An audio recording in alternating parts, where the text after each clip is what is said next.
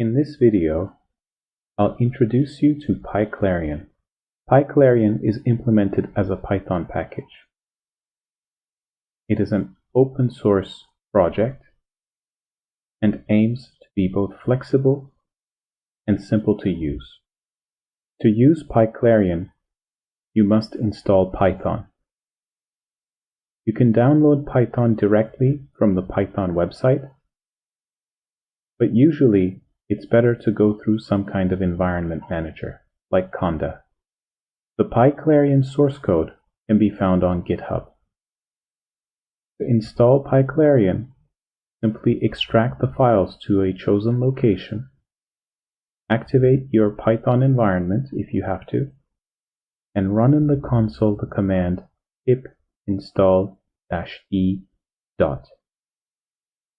The -e here means that the installation is made in development mode.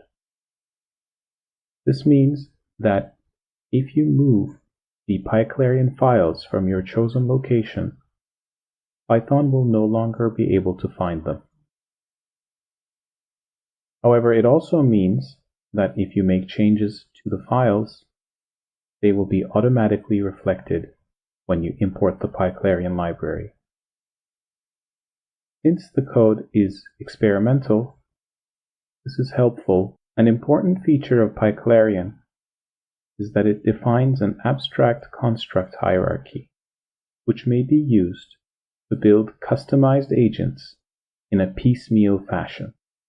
There are 6 main construct types. The agent construct represents an agent. Buffer constructs are temporary information stores that allow subsystems to communicate with each other.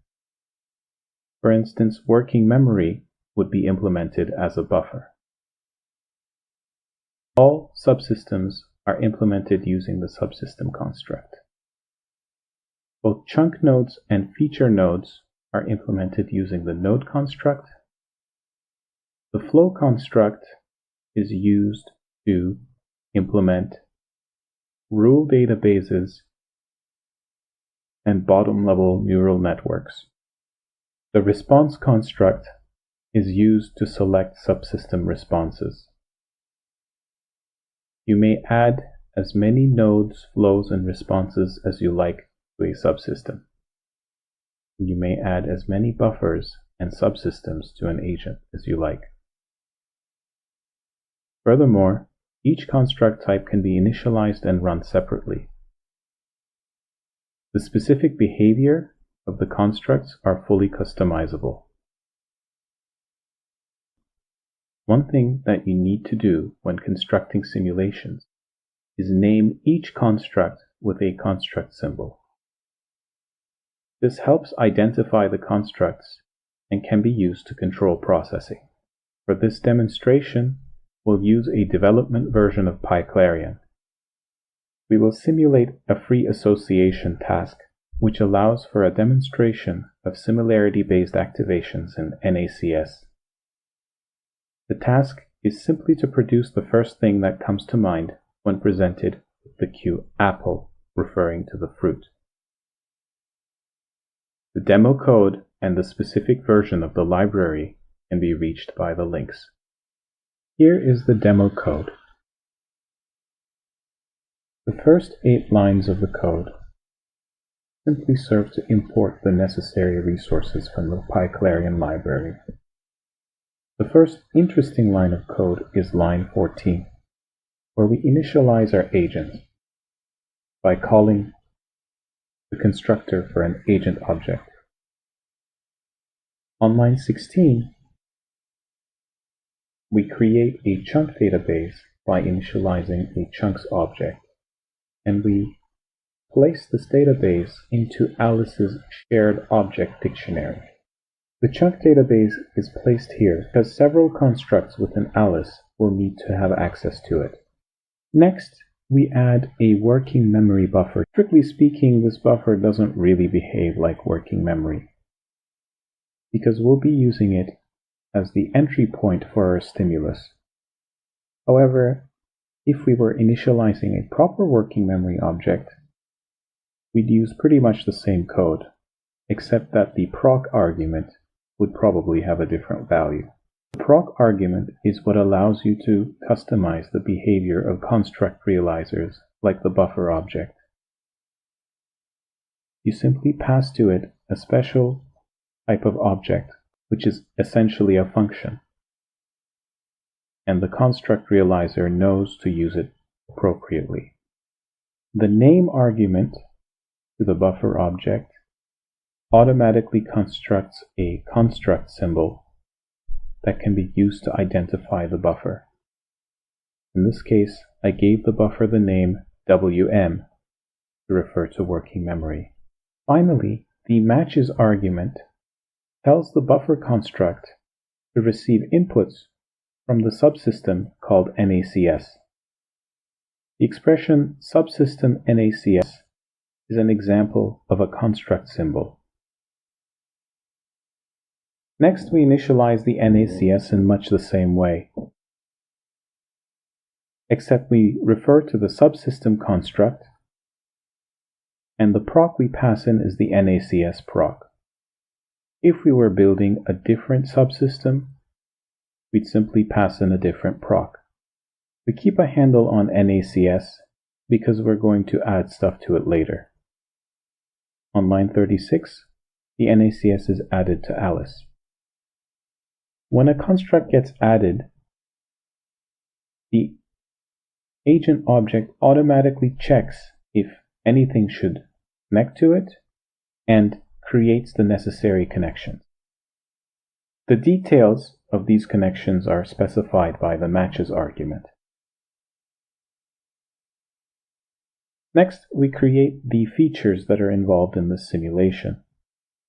They involve the colors red and green, the quality of being tasty, the state of being a liquid, and the quality of being sweet.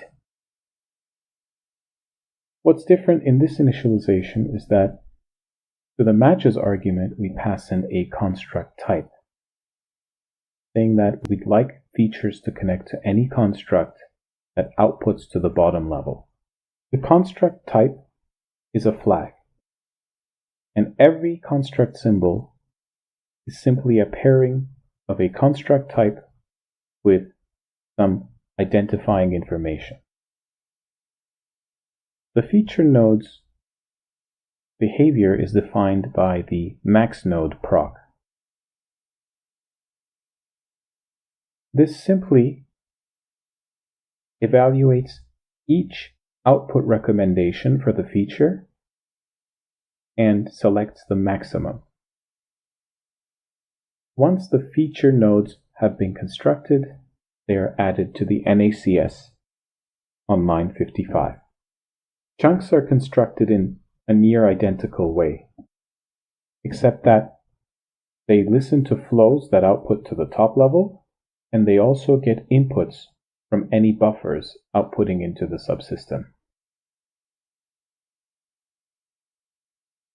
In this simulation, we have 3 chunks, a chunk representing the concept of fruit, one for apple, and one for juice. On line 69, we define the links between the chunks and the features. As you can see, we say that an apple may be green or red and is tasty. Juice is defined as being tasty and liquid, and fruit is defined as being tasty and sweet. These are arbitrary definitions for the purposes of this demonstration.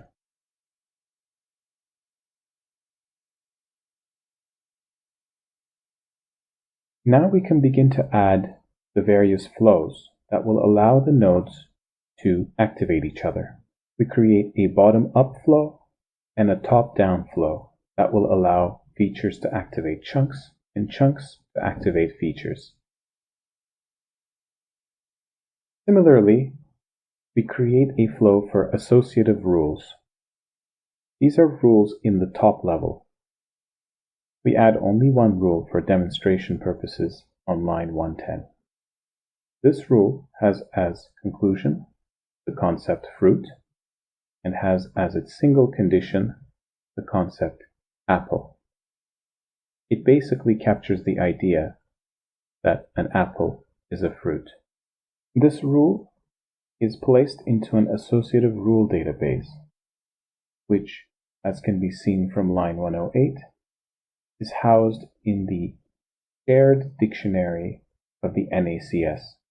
We initialize a top-level flow on line 113 and add it to the NACS to handle activation propagation due to rules. Notice that when we initialize the proc, we pass in the associative rule database. A similar pattern is used to initialize top-down and bottom-up flows, but with the chunk database. Finally, we define the output of the NACS using a response construct. The matches argument here is somewhat complex, and the reason for that is that when selecting a response from the NACS, we want to eliminate anything that may already be in the working memory. Otherwise, in response to the cue apple, our agent may respond apple. This is achieved by passing in a filtered proc, whose base is a simple Boltzmann selector, and whose input filter is simply the activations coming in from the working memory. To correctly tie the response construct to chunks and the working memory, we use a matchspec object, which allows us to combine multiple ways of specifying how a construct should connect to other constructs. That completes the agent initialization process. Now we can simulate one trial of the free association task. To propagate activations within Alice's mind, we use the propagate method, as shown on line 140. To pass in stimuli, we may use the args option of this method. This allows us to pass in ad hoc inputs to any construct contained within the agent as necessary.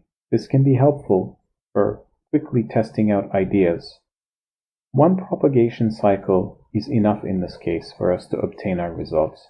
So on line 146, we access the output of the NACS from the current cycle. This is an object that is called a subsystem packet. Basically, it's a dictionary mapping construct symbols to activations. The structure of this dictionary is a little bit more complicated, as it contains additional data about what responses were selected and what the Boltzmann distribution looked like. We can print subsystem packets and certain other objects in a pretty fashion using the pstir method.